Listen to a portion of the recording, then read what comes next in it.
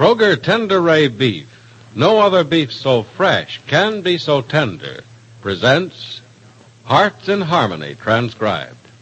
Well, ladies, I guess you've all been looking at the calendar, and if you have, you're very much aware that the holidays are coming. And holidays mean feasts. Yes, and holiday feasts mean poultry from your Kroger store. They're the best birds in town. Big, plump, tender, juicy birds with real fresh from the country flavor. Chickens and ducks and turkeys and geese. Beautiful birds, specially chosen by Kroger meat experts for all the good things you want in poultry. Take, for instance, the extra special double good 4-point blue ribbon turkeys. Just take one and then try to hold the family. Everybody will send his plate back for seconds and thirds, because those famous 4-point blue ribbon turkeys are just bursting with plump, tender, juicy, delicious meat. White meat and dark meat, lots of tender breast and loads of succulent leg and wing meat. Now, these are what we call double good birds because, first, they're raised in the best turkey-growing areas by experienced turkey farmers. Next, they're scientifically fed to make them plump and tender. Then they're expertly dressed. Every last little pin feather deftly removed. And finally, the ones that reach your Kroger store are specially selected for persnickety Kroger customers like you. Now, isn't that reason enough why you should order your 4-point blue ribbon turkey today? Remember, your Kroger store is the only place in town that has them. And now, Hearts in Harmony. Penny Gibbs' brother Pat is in trouble.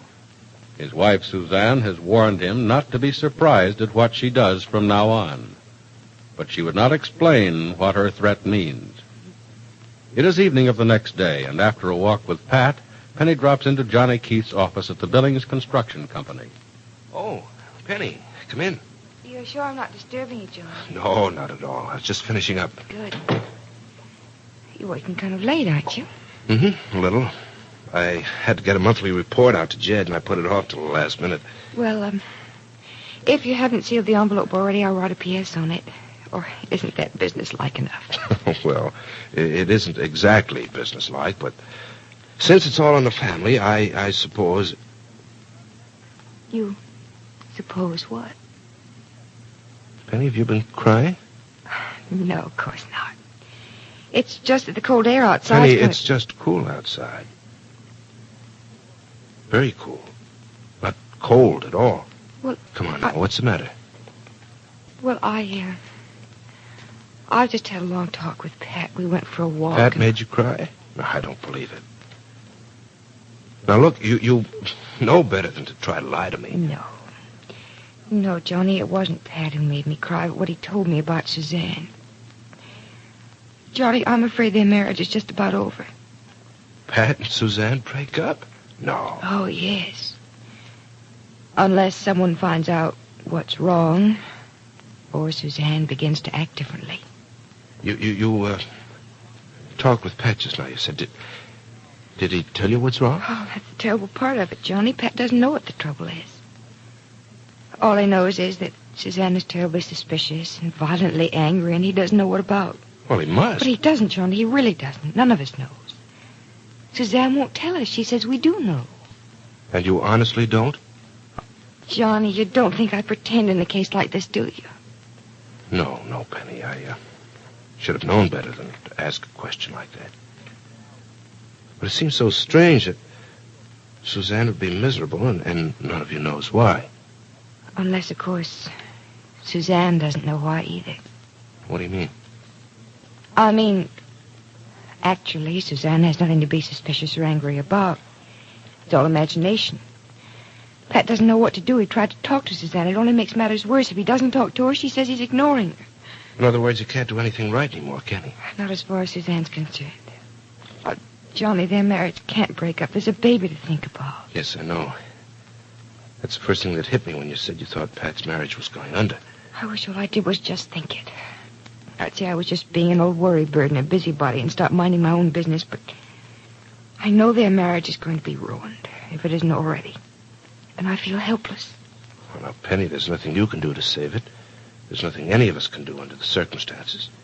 I know Pat, and I know what kind of a fellow he is. And I know Suzanne pretty well, too.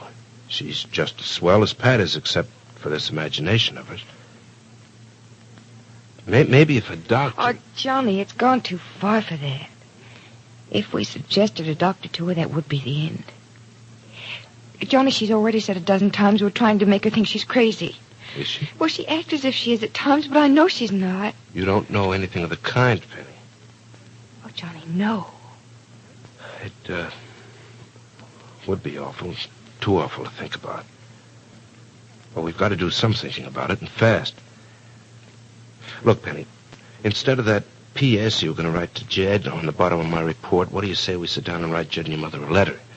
Johnny, what can they do way up there in Mapleton? Well, we can tell them to get back here to Rossville right away, that Pat needs help. No, I don't want to do that. Not with Jed just starting with that new company up there. But Jed and your mother will never forgive you if anything happens and they weren't told. Look, couldn't we just sort of hint to Jed that something's wrong and tell him it's not serious enough to tell Mother about yet? Well, yes, we can. Wouldn't that be better than getting them both excited over what might turn out to be nothing? You honestly think this is going to turn out to be nothing? I'm hoping. You are too, aren't you? Yeah, you bet I am. But Oh, still... look, let's do it my way. Just hint to Jed about it and tell him not to tell Mother just yet. All right. Here, I'll get you some paper. Then we can go out and mail it with my report. That'll make your note seem casual enough, won't it? I think so. Good. But, don't tell him everything's all right, Penny. That wouldn't be fair. It won't be fair to Jed and your mother, to Pat, Suzanne, and the baby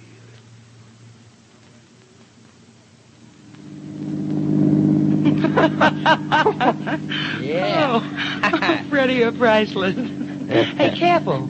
Careful, that's a bad curve up ahead. Don't drive so fast. Oh, don't worry about it, Madeline. Yeah, I'm priceless, all right. Some kid, that's me. And you're so modest, too. Yeah, but not about the things I know I can do. And one of the things I do best is to like you. But good.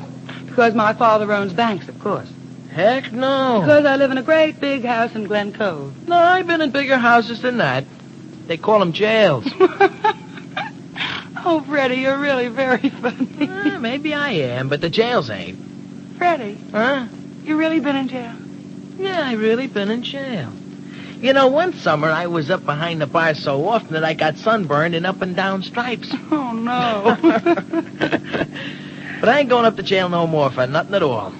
You know, I'm reformed by a dame named Gibbs. Oh, your friend Penny Gibbs. She ain't no friend of mine. No? No. Well, you're living at her house, aren't you? That's only because I ain't got no other place to stay. Oh, I see. Oh, no, you don't see. I ain't hitting the bunk in at your place. It's a little too swank for me up there. There ain't no place to put your feet. What's wrong with the floor? Oh, the floor's okay when you're standing up, but look, when I sit down, I like to put my feet up on something. And everything in your house is too shiny for me. Well, maybe we can scuff up a corner or two for you. Sounds like an invite that I might take you up on one of these days. Say, look, you told me to drive this buggy of yours, but you didn't tell me where to drive it to. Oh. Where are we going, huh? Well, I thought we might go to the casino. The casino? Mm-hmm. You mean that swank joint? Look, lady, I work, but I don't make that kind of dough. Oh, but I have that kind. Oh, no, we ain't going nowheres on your dough. We're going out on my dough. Oh, now don't be silly, Freddie. Here. Will Here, you put take... that stuff away? Well, take it. You'll be the richest man in the casino. Yes, and also the lowest. No, thanks. You're really silly. Yeah? All right. We won't go to the casino. We'll go to Mike's. That's out on the West Road. We can both have a good time there for about $3. Okay. We'll go to the casino. No, I said I want to go to Mike's. But that's a dump, ain't it? Well, it's not the loveliest place around. I've been there several times, though. Oh, you've been out slumming, huh? Well, if you want to call it that. Oh, come on. Come on, Freddie, smile. We'll both go there and we'll both have a good time. Okay, Madeline. We'll go to Mike's this time.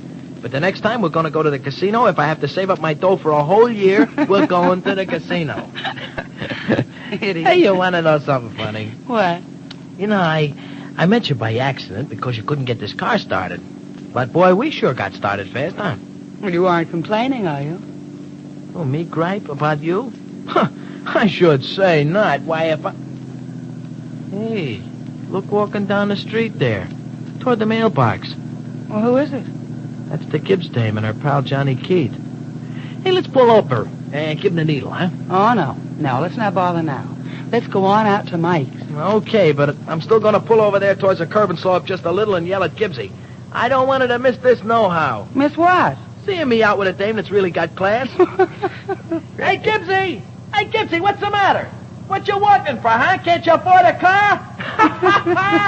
Oh, Freddie, that wasn't a very nice thing to say. Well, who cares about it being nice?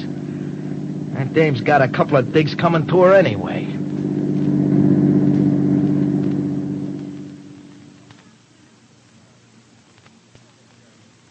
Johnny. Johnny, did you see who was in that car that just passed? Uh-huh. I sure did, Penny. That was Freddie. And, that wasn't a very pleasant remark, either. I know it was kind of a strange thing to say, wasn't it? Mm-hmm. Well, here's the mailbox. Yeah, I'll open it for you. Thanks. Well, there's another job for the postman. Johnny. Johnny, who was that girl in the car with Freddie? I was afraid you'd ask that. Why? Well, she's rich and expensive. Like the car Freddie was driving. It's her car, of course. That still doesn't tell me who she is. Oh, you've seen a picture in the paper.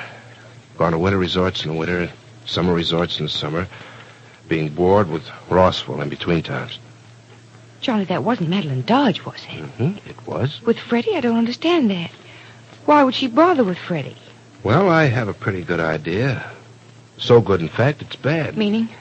Meaning the bored Miss Madeline Dodge might find someone like Freddie refreshingly amusing. Or? Well, you didn't respond too enthusiastically when Freddie told you he was in love with you.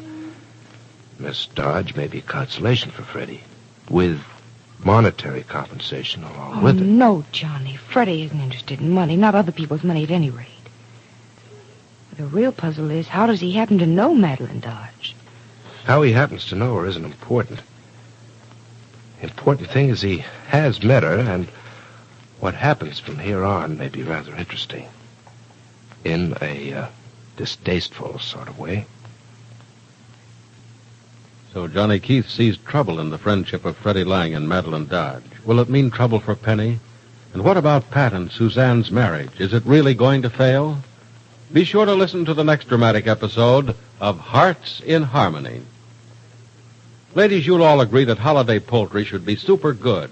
And you're the one who can cook a bird to perfection. But please remember, no matter how good a cook you are, if the bird you put into the oven isn't super, the bird you take out of the oven isn't going to be super either. So that's why it's wise to choose your holiday poultry at your Kroger store.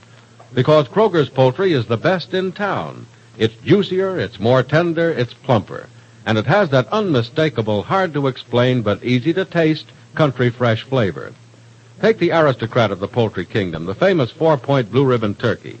Now, here's a bird that's definitely superior for 4 very good reasons. First, he's raised in the best turkey-raising areas by master turkey farmers. Then he's scientifically fed to give him more meat, juicier meat, more tender meat. Next, he's expertly dressed, as cleanly as you yourself would dress a prize bird. And finally, he's specially selected to delight hard-to-please folks like you. Order a 4-point blue ribbon turkey at your Kroger store now. Now, your local announcer.